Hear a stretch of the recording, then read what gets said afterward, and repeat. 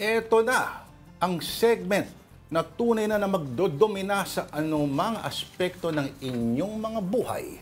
Ito na po ang ating buwan namanong I Saw the Signs para sa linggong ito. Today's edition, Tita D.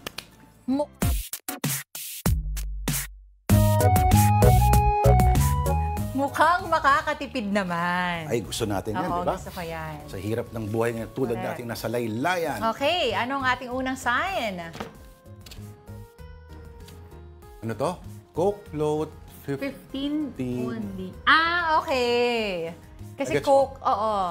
Yung litro ng Coke nagpa-float sa loob ng lalagyan. Okay, gano'ng kalaki yung lalagyan na yun? Yung parang pangsagot gulaman na malalaki, yung sinasalok. Sobrang laki naman salok ba yan. tawag doon? Ang laki naman. Okay. Oo. O baka gano'ng kaliliit yung mga bote ng Coke? Ay, oo nga. Yung maliit na bote na nandun sa parang salukan yung ng ano. sakto ba tawag nila ron? Yeah. Okay, next. Mabasa. Tubeless lonely people in the world. Lonely Napakanta ka, no? in the world. Oh, May air supply. Kasi air supply. Oo. Di ba? Tubeless lonely people in the world tonight. Or, here I am, the one that you Ano yun? flat. Here I am. Parang mga pants nga related to air supply songs. Okay, next. Hindi ko makita. Wala, nakasapit lang siya.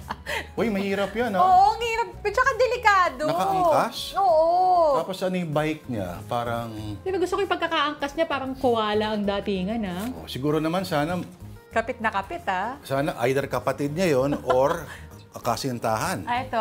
Oo. Ay. Kasi ibang closeness yata yung ganyan eh. Kaya ano daw yun? Angkas, mga Pwede ganyan. ang cash. Ay, ito naman ano to?